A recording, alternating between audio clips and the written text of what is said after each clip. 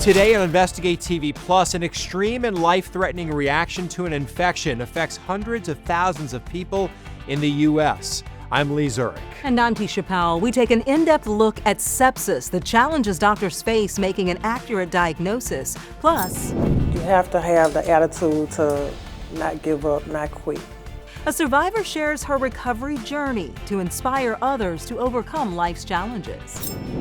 Then, lithium-ion batteries are rechargeable and mostly reliable, but they can also pose a threat. It was really perplexing that was the source. We share a family's warning after back-to-back fires nearly cost them everything and provide solutions to reduce the risk. And a recipe for success. I know she's the boss. This is true. A couple discovers their own personal slice of heaven. Local maple syrup, and then of course made with a lot of love. To create a business inspired by a heaping helping of hard work and a sprinkle of sugar. In-depth stories that inform and inspire. You're watching Investigate TV Plus.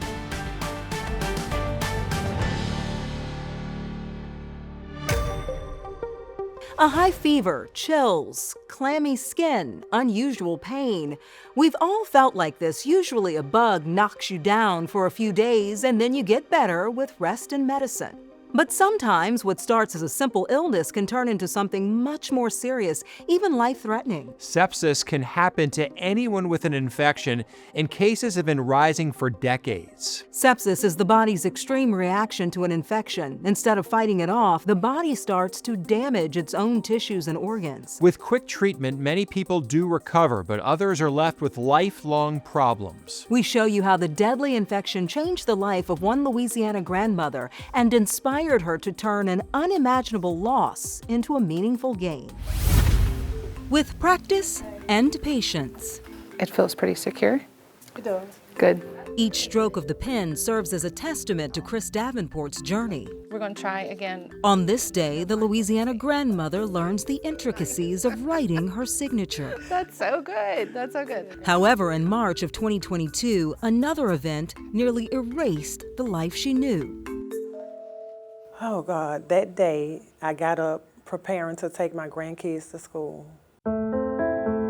Chris admits much of that day is a blur, but seared into her memory are the severe stomach pains that propelled her into a panic. The first time that you felt pain, it was unbearable. Describe the pain that you felt the first time. Oh my God, I felt like the worst labor pains with no anesthesia.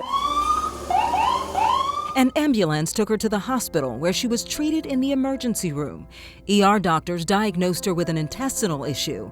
They gave her medication for her symptoms and sent her home. I do remember the doctor in the hospital giving me something for pain and nausea, and it stopped. Her relief was only temporary. The next morning, Chris says the intense stomach pain returned, but this time it looked different. My family told me that my stomach blew up like I was 8 months pregnant. Fewer than 24 hours after her first ER visit, she says her condition had deteriorated into the final and most severe stage of sepsis, called septic shock. Doctors had to place her into a medically induced coma. Every hour that somebody is septic and they're not being treated, their mortality rate is going up by 8%. Dr. Mark Laperouse is the chief of emergency medicine at Our Lady of the Lake Regional Medical Center in Baton Rouge, Louisiana. He didn't treat Chris, but says sepsis causes the body to have an extreme and dangerous reaction to an infection. Your body is trying to fight that infection, so as a result, it ramps up and creates a big inflammatory response. And that inflammatory response can lead to one of the most serious impacts of sepsis: amputations. Think of the body's overreaction like a home security system that's gone haywire. During sepsis, the body's sensors detect a threat, but the response is too intense and widespread. Dr. Laperouse says during that overreaction, the body is more focused on protecting vital organs like the heart, lungs, and kidneys. Your blood vessels clamp down, you're not getting good circulation to those areas, and as a result, the circulation is what's feeding the nutrients that the tissues need, and then you start losing limbs. According to the Sepsis Alliance, 10% of amputations in the United States are due to complications from sepsis. In Chris's case, Take this off and then put back on. doctors had to amputate both her hands and feet. I asked God, out of all things, why this? Why not a stroke? Why not a heart attack? Lord, why this? When Chris returned home after spending nearly 2 months in the hospital, she was convinced she would never leave home again because she needed help with her most basic needs like using the bathroom or getting dressed.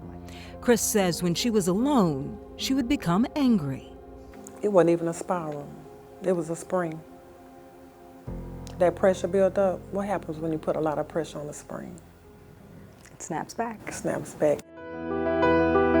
This particular prosthesis it's a pin system. This is what anchors her leg into the socket. And snap back she did.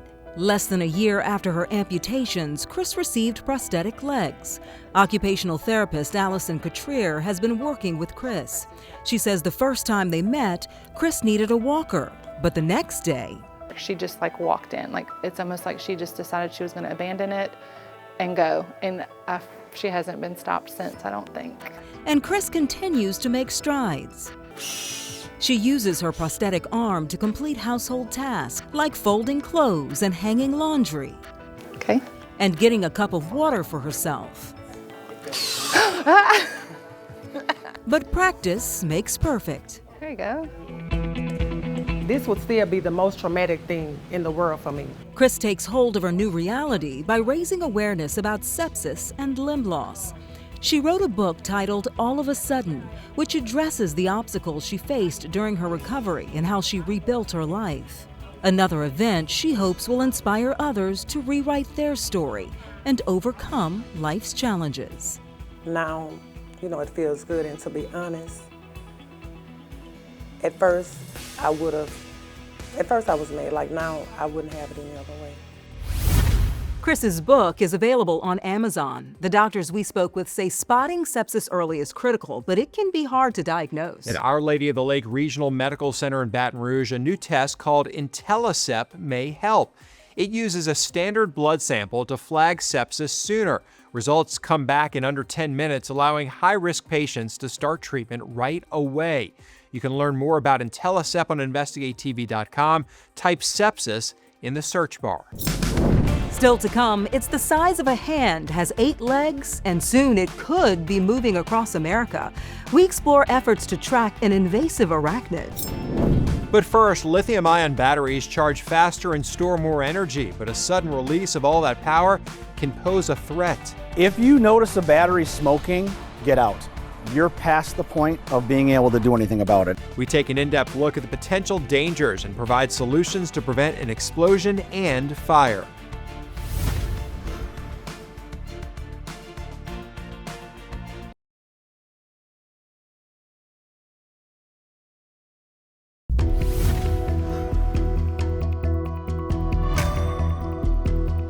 From children's toys to phones and laptops, lithium-ion batteries are common and convenient, but when something goes wrong, they can turn dangerous very fast. When one catches fire, it can become life-threatening because of a violent chain reaction called thermal runaway. Thermal runaway can be triggered by physical damage, overcharging, manufacturing defects, or even a battery left in extreme heat like a locked car. This video shows how a lithium-ion battery fire can ignite in seconds and race through a room. Scientists say heat from that initial trigger rapidly raises the temperature inside the battery. As pressure builds, the casing can rupture, releasing flammable, toxic gases. Reporter Ann Emmerich takes an in-depth look at the risks and provides solutions to protect your home. Lithium-ion batteries are in virtually every home, yet most of us don't give them a second thought. I heard yelling. I heard my wife yelling, so I ran downstairs, had no idea what was going on. I always check all the doors in our house before I go to bed, and I always also check the door that goes into the garage. And that night, I opened it up and I was not prepared for what I was about to see. I have a call everybody, and there's a car in the garage that's smoking, and the garage is filled with smoke. Thick black smoke poured from Rose Tantrafol and Scott Swanson's Meridian Township garage. The smell was not something I was accustomed to. It smelled like chemicals. I opened the door of my car, and smoke just like billowed out like right into my face. It was hard to even see, inside the car. They escaped and called 911. When we found out it was a pair of headphones that just randomly caught on fire, I was shocked, absolutely shocked. Their son's headphones left in the car unplugged on a hot summer night. It was really perplexing that that was the source. It's not something I even think of as having tech inside, really. The device contained a lithium-ion battery that malfunctioned in what fire investigators call thermal runaway. That thermal runaway means that the battery starts to heat itself up uncontrollably.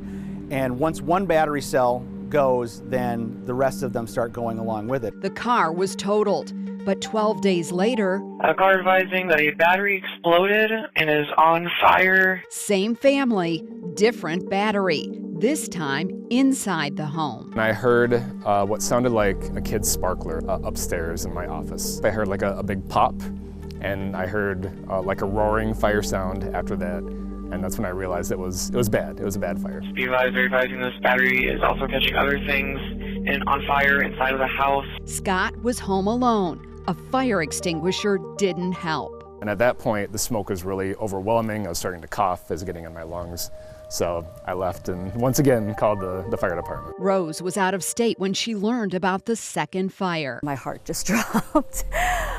It was very hard to reconcile how this was happening. The cause? A portable battery pack purchased online. The device wasn't being used, hadn't been charged in they don't know how long. Again, it went into that thermal runaway mode. That office is now boarded up. Insurance is covering the costs, but the family had to move to an apartment while contractors repair damage from both fires. There are no words to really describe just that shock of facing a second fire 2 weeks after the first one. We're behind the 8 ball in terms of safety in some respects. We're getting our hands around the problem as best we can as we go along, but there's still a long ways to go. For Rose and Scott, the numbers don't matter. They beat the odds twice. For a few months after the fire, I just saw potential fires everywhere, like in my phone, in any sort of electric item that you have. They just all felt like potential explosives. Awareness is really the key thing that we can all do. I'm aware of where all the devices that have lithium-ion batteries are in our home, in our office, and in our car. The Battery Council International says lithium-ion batteries should have built-in systems to monitor voltage, temperature, and charge levels and shut down if there's a problem. But fire officials warn not all batteries are created equal. Look for the UL safety certification and don't overcharge or leave them plugged in. If you notice a battery smoking, get out. You're past the point of being able to do anything about it at that point.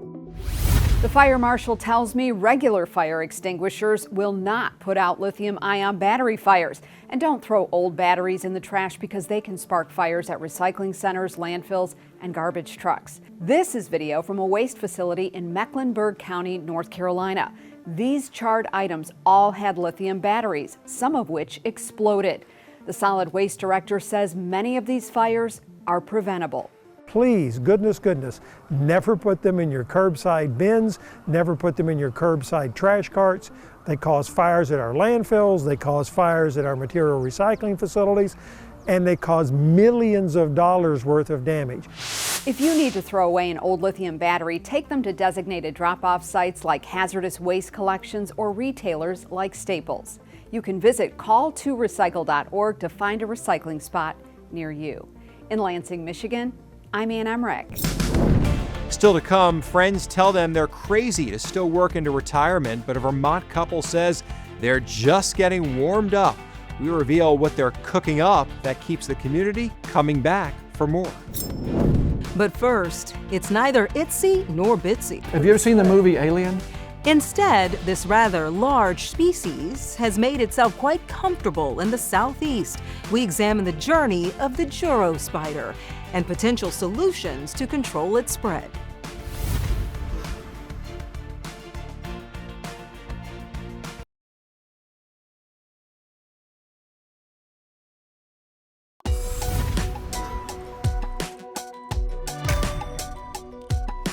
A large, brightly colored spider from East Asia is slowly weaving its way across the United States. The Juro spider first arrived in Georgia around 2013, and since then it's spread across the southeast. Juros are now established in those areas, and researchers say it may only be a matter of time before they spread even farther. Reporter Joshua Skinner gives us insight into how scientists in Georgia are working to untangle the web of their travels and how a mosquito could help take a bite out of their growth.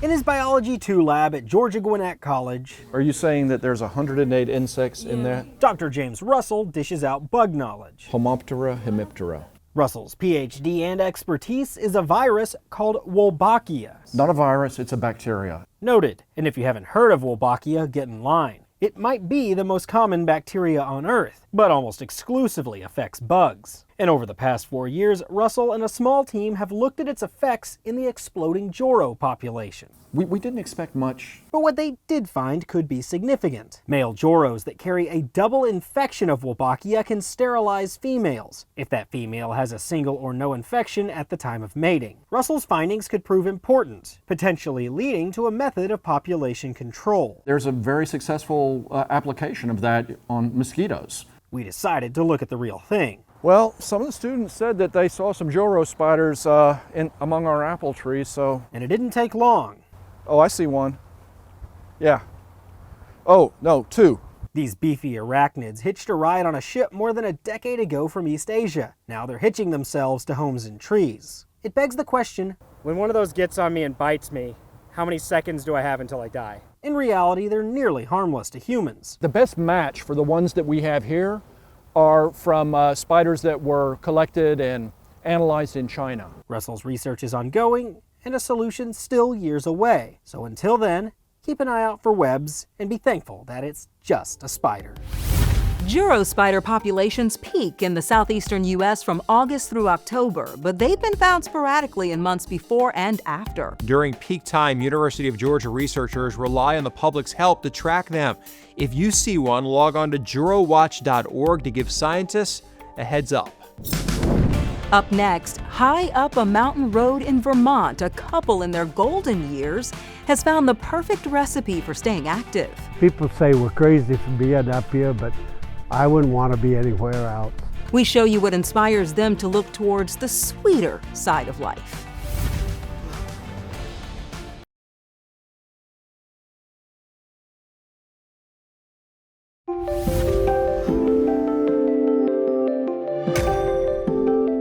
A couple in Vermont traded in retirement for flour, sugar, and a whole lot of miles on the road. Colleen runs a growing baked goods business out of the family barn, and her husband George handles deliveries. Reporter Joe Carroll introduces us to the couple and shows how their sweet treats aren't the only thing filling up their days. Up a long dirt road in Walden, come on, George Peak lives on a little slice of heaven. How can you not love it up here? You look around and trees are covered. Come on. And behind a snowbank, Max, Elby, come on. Get out here. Two goats ready for their daily snack. They'll eat oranges. Elby, come on. You're missing out. As that saying goes, great day to be alive. It's inside his barn where he hopes to get a little sugar. Getting cold. From his wife, Colleen Willette. They've been together for 30 years. I know she's the boss. This is true. Top of the Mountain Farm and Bakery is perhaps the most remote bakery in Vermont. But pretty much self-taught. From bread to cookies, a favorite, and the homemade whoopie pie. Local maple syrup, and then of course made with a lot of love. It's quite a treat.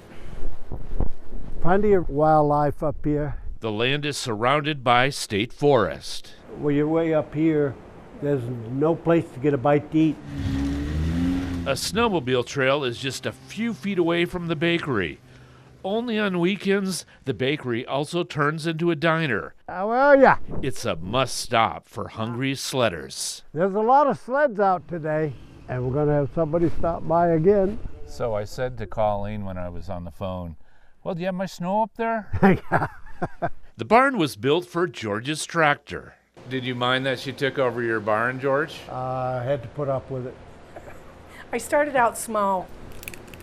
2 years ago, Colleen outgrew her home kitchen. I just didn't think it would grow that quickly. It just took off. It's Colleen who makes the home goods, but it's George who takes the sweet treats off the mountain, delivering it to 10 stores in northern Vermont. Each day he puts in about 60 miles on the road. How's the delivery boy? Is he pretty good? He's holding up pretty good. I have to have a nap when I get home. He has to take a nap after his lunch break. Which he can be forgiven. George just turned 80. I do dishes, though. Colleen will be 70 in March. It's crazy. My friends will say, "What are you doing? You retired. Why don't you just enjoy yourself?" I'm enjoying myself. And the other thing, by doing this, we don't have time to argue. Well, this is true. Well, there's nighttime. But I'm always right, so there's no arguing. And I know it. Kidding aside, the couple says the rural life fits them perfectly. People say we're crazy for being up here, but I wouldn't want to be anywhere else. A couple finding a new purpose later in life and like their treats fulfilling. What's that? Well, I've never been, so I'm headed to Vermont for whoopie pies and fudge. Oh, those look good, They huh? look really good. And what a lesson in that story. Yeah. Your wife is always right. Exactly. Right? You don't forget that. Trust me, I don't every day. That's it for us here on Investigate TV Plus. I'm Lee Zurich. And I'm Tisha Powell. Thanks for watching.